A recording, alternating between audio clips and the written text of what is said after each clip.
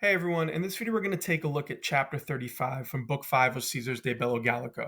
So you want to remember that in this part of the Gallic Wars, we're right in the middle of Ambiorix's revolt, which is in 54 BCE, sort of in that winter time in Belgium. And we've seen that at this point, the Roman army, right, has been spread out, which we've been talking about. And we're really focusing on this camp that we have highlighted here in red. And you have the two leaders, Sabinus and Cotta, who've been tricked. They've led their army out, and now we're in the middle of the ambush, right? So Ambiorix has tricked them. He's led them into the trap, and the Romans are now desperately fighting for their lives because they're caught between all the Gauls. Ambiorix has basically maneuvered into a valley, right? Brought the Romans into a valley where the Gauls are charging on all sides. Now, you might remember in in chapter 34, we saw that the Romans, to counteract this ambush, they've done the only thing that they really could, which was to form a defensive circle, right? To form the orb that Caesar calls it. And in this sense, they've made a circle, putting all their shields out. But it's a very sort of conservative defensive posture, but it's been working. So if you think back to the last chapter, we saw the Romans are actually fighting really well. They're holding their own. They've been able to overcome sort of the bumbling of Sabinus, and Cotta is leading them well, right? Remember, one commander is kind of useless and the other one is actually doing something. So we've seen that the Romans are working in this formation. And now you're going to see in this chapter what Ambiorix does to counteract the Roman defensive stance. And you'll see Caesar does always say that Ambiorix is a good leader, and he's going to try to outmaneuver the Romans here. Now, before we go too far into it, like I always tell you, whenever you're reading through anything, Caesar, whatever it might be, the first thing you want to do for this chapter is make sure you have the vocab under control. So if you can find a vocab list, there's a lot out there, and make one your own. Make sure you have the vocab practice, so that you at least know what the words mean. Even if you're having trouble translating, just knowing what the words are is half the battle. So always start there. The other thing I always recommend that you do is find a partner. If you're a student, a partner in class, read this aloud to them, right? Read the chapter to them, work on your speaking, your pronunciation, and then have them read it back to you and work on your listening skills. You never want to shut these off. It'll help you understand the Latin a lot more and lock it into long-term memory, not just sort of that short burst of translating and trying to remember it months later if you're taking the AP test, which is probably what a lot of you are doing. So try to read it, bring it to life. It's a language. You never want to shut off those parts of your brain. And the other thing that I would say, the key thing that I think will really help you, it helps my students a lot, is doing the read and reread method. You've heard me say this before if you're watching these videos. The way that you do it is you read through the chapter, you write down any problem areas you might have. It could be vocab, it could be a sentence, grammar, whatever it is. You just make a list. When you're done with the entire chapter, you've read all the way through, take a look at your list and try to figure out where you went wrong, right? If it's words, vocab, that's really easy. Just find a dictionary. You'll be able to figure that out pretty quickly. If it's grammar, you're probably best off finding a commentary, right? There's a lot out there. Find a commentary. Maybe they can explain it to you. And try to help you through it, or work through it on your own, right? Just try to say where you went wrong, and then you repeat that process, and you just keep reading it over and over again. Maybe it takes 2, 3, 4 times, whatever it might be. But hopefully every time you read this, your list of problems is getting smaller and smaller. What you're trying to do is aim for a point where you can read this start to finish all the way through, and you don't really have to write anything down. If you don't have to write any problems down and you can understand all of it or pretty close to all of it, that's how you know you're in a good spot. And if you are an AP student, that'll help you lock it into your long-term memory, and you'll have a much better shot of remembering this when it comes time for the test. Okay, so just a couple tricks that I would always recommend. And if you haven't done that, pause the video. Like I always tell you, do the work on your own first. But now we're going to work our way through the chapter. I'll read it to you with my attempt at the pronunciation. Right, it's never anything great, but at least you can hear it, right? If you don't have anyone to read it with you, and I'll work our way through the translation for you too. Okay, that way you can compare what you did against mine, and hopefully you're in a good spot. Okay, so the chapter goes like this. Remember, we're picking up the narrative of being in the middle of the ambush. We have quo praecepto ab eis diligentissime observato cum quaepiam cohors ex orbe excaserat atque impetum fecerat, hostes velocissime refugiebant. So you have an ablative absolute to start. You're starting with quo praecepto ab eis diligentissime observato, right? So we're starting with this. So you're saying with this, right, with this instruction, quo praecepto, you could say, having been followed, observato, right, having been observed or followed diligently or very diligently, right, diligentissime, by them, right? Ambiorix is just put out the order of what he wants them to do. You have when any cohort, right, cohorts, when any cohort had departed from the circle, the orbe, that's the defensive circle that they made. So when any cohort had ventured out of it, and had made fekerat, right, had made an attack, the enemy, talking about the Ambiorix and the Gauls here, the hostes, the enemy, very swiftly, velocissime, right, again, we have superlatives here, they very swiftly were retreating, right, or the enemy were retreating. So in other words, when the Romans do break from that circle to attack them, the Gauls run away, right, which is what they've been told to do by Ambiorix. Then we continue to the next line, and we have interim eam partem nudari necesse erat et ablatare aperto tela recipi. Okay, so meanwhile, right, you have eam partem, right, this part, and you have the necesse erat there, right, it was necessary. So we want to put this all together and try to see if we can make sense of it, because at first you might be like, wait, what is this trying to say? So here Caesar's talking about the part that had gone out to attack, right? Eam partem. So he's saying it was necessary that it be exposed, right? That this part, eam partem, be exposed, nudari, right? Be kind of bare or exposed. And, right, ablatare aperto, by the open flank, tela, weapons, were received, recipi, right? So in other words, it's saying that when they march out, right, that open side, when you break free of the defensive circle, the open flank, that exposed flank, is getting hit by weapons. Then you continue on, and you have rorsus cum in eum locum unde erant egressi reverti coiperant, et ab eis qui cesserant, et ab eis qui proximi steterant, circum maniebantur. Okay, so we're going to kind of pause the line halfway here to be able to read it. So it says again, right, rorsus, again, when, excuse me, when they had begun, right, or had begun coiperant, right, when they had begun to return, reverti, into that place in eum locum, right, into that place from where, unde, or whence, if you want to be fancy, right, from where they had gone out, egressi erant. So in other words, it's saying when they go out to attack the Gauls, when they fight and everyone kind of backs up and doesn't want to fight them, when they try to go back to the defensive circle where they came from, you have both, right, so you have the et here, so you have both by those who had withdrawn, cesserant, right, so the Gauls who had backed up, and by those who steterant, who had stood proximi, nearby, circumveniebantur, they were surrounded, right?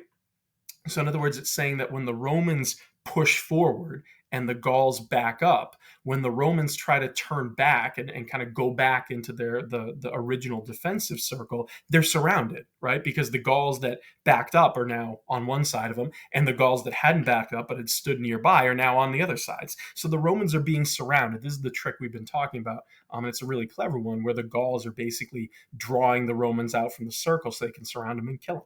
And now we finish the line. You have sin autem locum tenere velent, neque tutti locus relinquebatur, neque ab tanta multitudine conjecta tela conferti vitare poterant.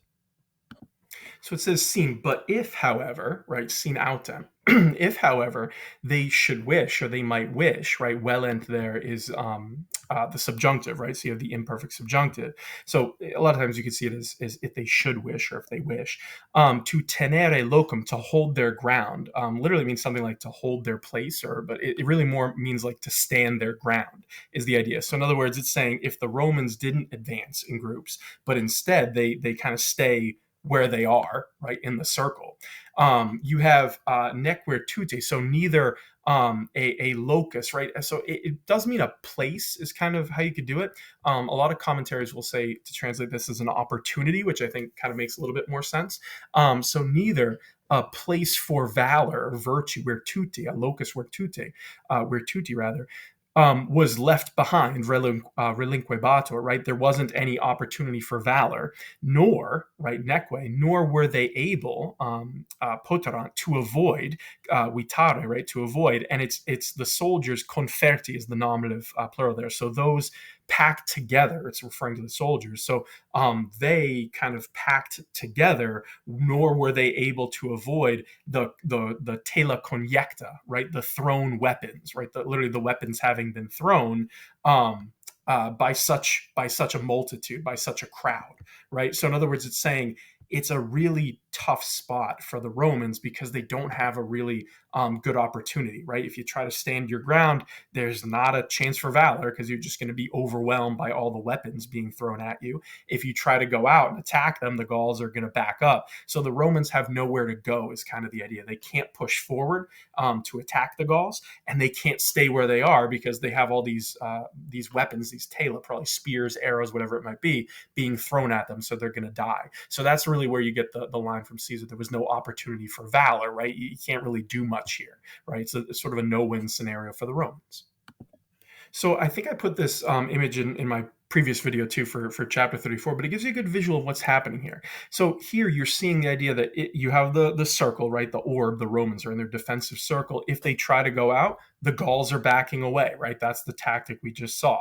And once they back away, now they start throwing weapons at that exposed group, right? So the brave cohorts that do go out and try to fight, it's a brave move. It's just not a particularly good idea, right? Because they're going to get attacked. But if they stand their ground and try to fight, they're also going to get attacked. So again, this is the idea of Ambiorix and how good of a commander he is. He recognizes that the Romans are fighting well, right? They're not necessarily winning, but they're standing their ground and fighting. So he's like, okay, we'll just kind of lure them out and we'll throw a million weapons at them and we'll just kill them right that way. So that's, again, this is sort of a visualization of the problem that the Romans have, because there's no great answer of how they're going to defeat this ambush. Okay.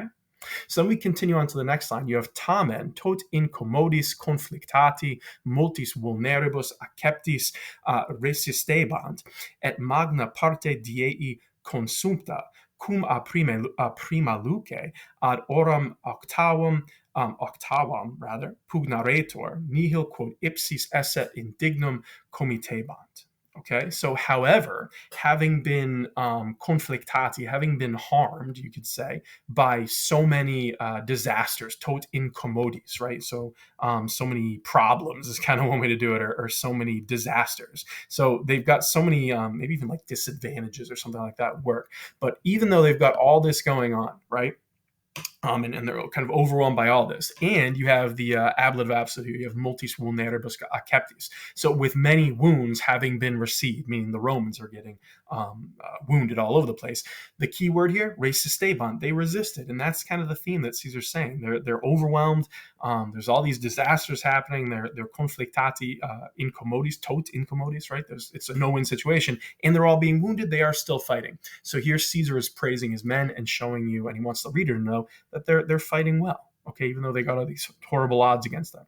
Then you have et, right, and with the magna parte, the great part of the day, diei, consumpta, having been spent, right? So with the greater part or a great part of the day spent, although cum, right? So although from first light to the oram octavam, to the 8th hour, pugnaretur, it was fought, meaning the battle was fought. So it's saying that the greater part of the day is already gone, and even though they've been fighting from sunrise until the 8th hour, remember that doesn't mean 8 o'clock when you're dealing with time in terms of this. It's saying the 8th hour from sunrise is kind of the idea. So they've been fighting for 8 hours is really what Caesar's saying here.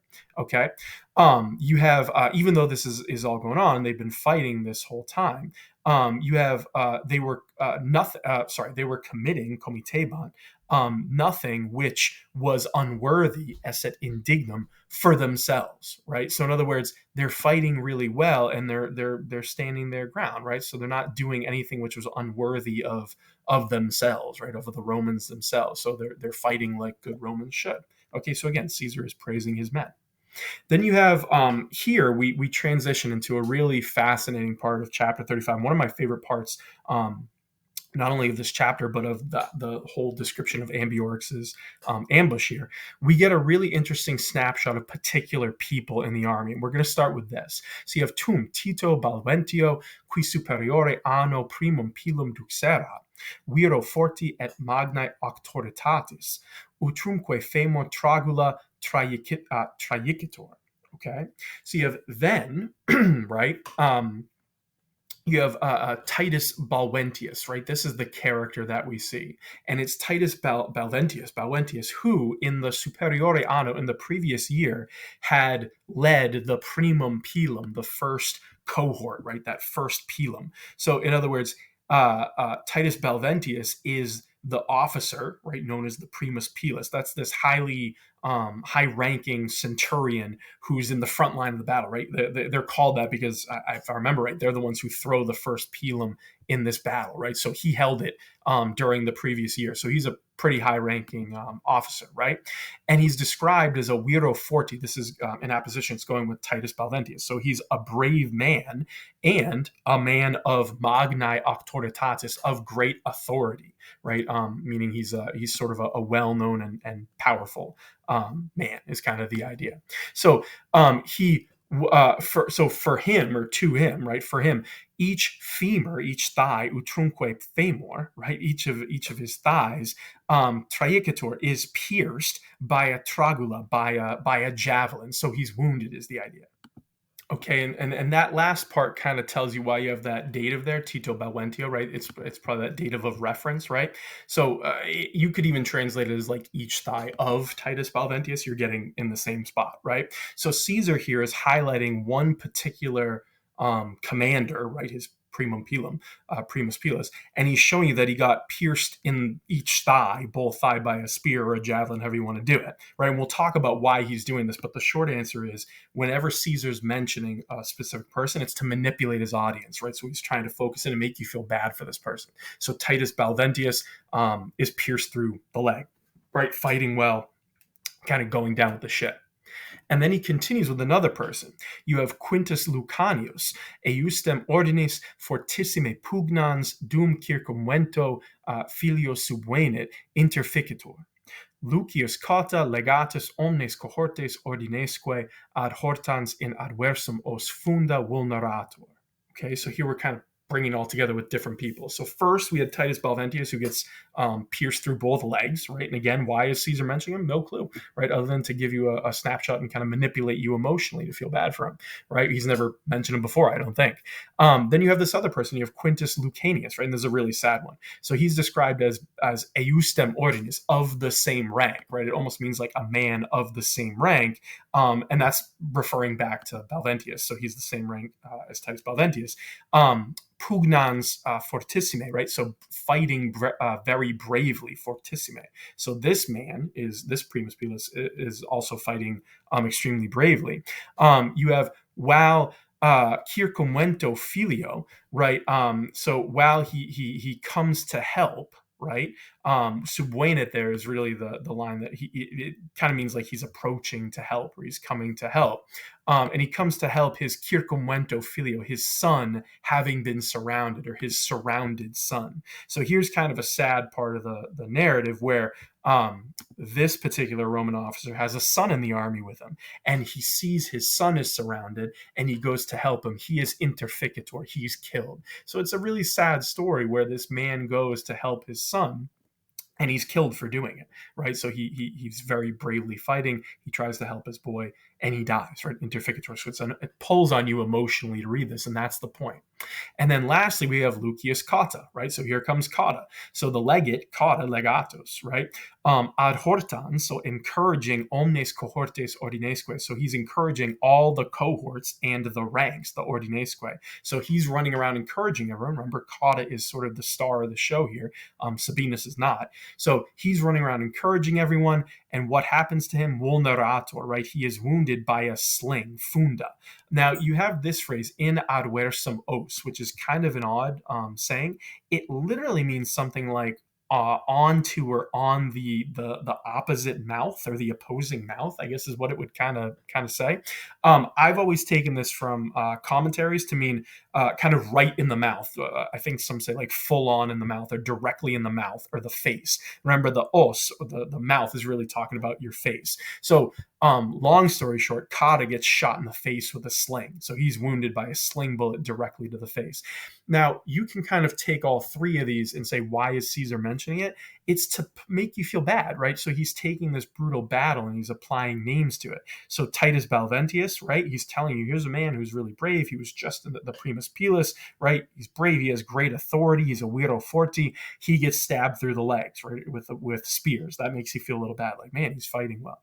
Then you have Quintus Lucanius, who dies protecting his son, which is an emotional moment.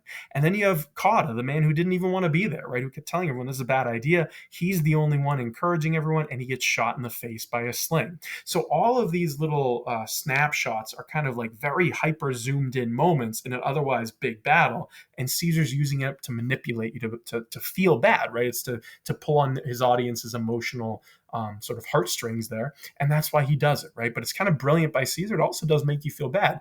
The question you could ask is like, is this true, right? How would he know? But if it is true, it makes you feel horrible for these people, right? Particularly Quintus Lucanius. At least that's how I always feel when I read it.